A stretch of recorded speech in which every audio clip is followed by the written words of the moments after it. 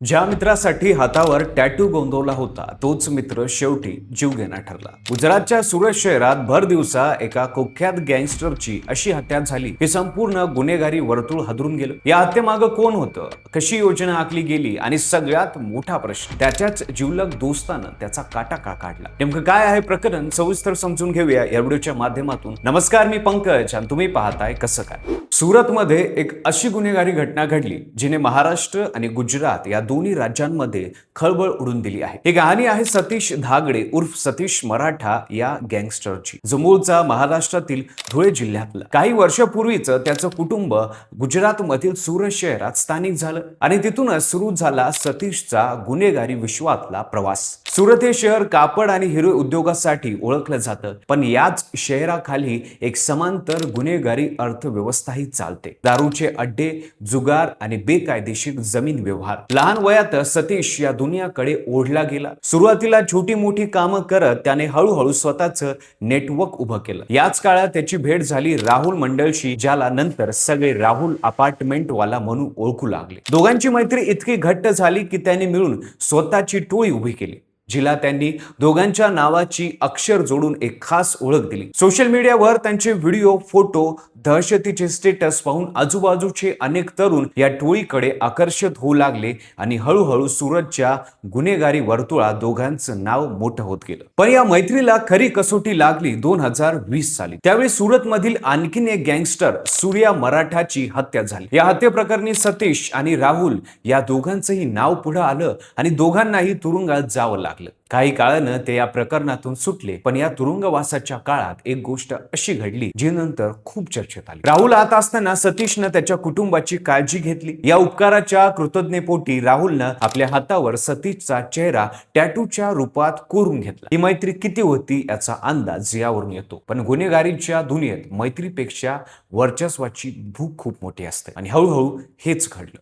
सुरतच्या वेगवेगळ्या भागात दारूचे ठेके, जुगाराचे अड्डे आणि जमिनीच्या व्यवहारांवर कुणाचं नियंत्रण असावं यावर दोघांमध्ये मतभेद सुरू झाले। जे तरुण एकेकाळी एकत्र फिरत होते तेच आता दोन गटात विभागले गेले। काही सतीशच्या बाजूला उभे राहिले तर काही राहुलच्या। या फुटीतून दोन्ही गटांमध्ये लहान सहान चकमकी सुरू झाल्या आणि सतीशवर या आधी एकदा हल्ल्याचा प्रयत्न झाल्याचं समोर आलं होतं। यावरून सतीशला स्वतःच्या जीवाला धोके असल्याची जाणीव नक्कीच होती आणि तो सावधही होता। 5 ऑगस्ट 2026 बुधवारी सुरतच्या भेस्तान भागातून सतीश आपल्या गाडीतून जात होता। काही तपास अहवालानुसार त्याच्या गाडीवर आधीपासूनच पाळत ठेवली जात होती। अगदी GPS ट्रॅकरच्या मदतीने त्याची प्रत्येक हालचाल टिपली जात होती, त्यामुळे तो नेमका कुठे आणि केव्हा पोहोचणार आहे याची हल्लेखोरांना आधीच पक्की माहिती होती। ठरलेल्या ठिकाणी पोहोचताच काही दुचाकी स्वारांनी त्याच्या गाडीला घेरलं, चालकाच्या बाजूची काच फोडली आणि वाद घालायला सुरुवात केली। या गोंधळात सतीश गाडी बाहेर आला, पण त्याला कल्पनाही नव्हती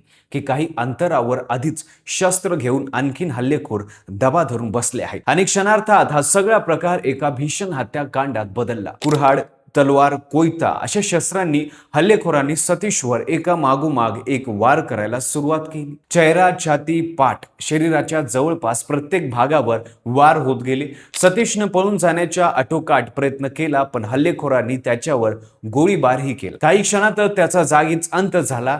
या संपूर्ण घटनेचं CCTV फुटेज नंतर बाहेर आलं आणि सुरतच्या गुन्हेगारी वर्तुळात एकच खळबळ उडाली। पोलिसांनी घटनास्थळावरून तपास सुरू केला आणि काही तासातच अनेक संशयितांना ताब्यात घेतलं गेलं। यातील काही जण महाराष्ट्राच्या सीमेकडून पळून जाण्याच्या प्रयत्नात असतानाच पकडले गेले। गुन्ह्यात वापरलेली शस्त्र जप्त करण्यात आली आणि तपास वेगाने पुढे सरकू लागला। तपासादरम्यान पोलिसांच्या हाती जी माहिती लागली त्यानं सगळ्यांनाच अवाक केलं। या हत्याकांडाचा कट रचणारा खुद सतीशचा जीवलग मित्र राहुल मंडल असल्याचा संशय आहे। विशेष म्हणजे राहुल सध्या स्वतः तुरुंगात असल्याचं सांगितलं जातं आणि तपासानुसार तुरुंगातच या हत्येचं संपूर्ण नियोजन केलं गेलं असावं। ज्या मित्रासाठी हातावर टॅटू कोरला त्याच्याच हत्येचा कट त्याने रचला असावा। ही बाब खरी असेल तर केवळ एका गँग वॉरची घटना राहिली नाही, तर एका जुन्या घट्ट मैत्रीच्या विश्वासघाताची कहाणी ठरते। हत्येनंतर सतीशच्या टोळीतील लोकांमध्ये मोठा संताप दिसून आला। काही व्हिडिओ समोर आले ज्यात त्यांच्या जवळच्या लोकांनी बदला घेण्याची उघड धमकी दिली। यामुळे सुरत पोलीस पूर्णपणे सतर्क झाले असून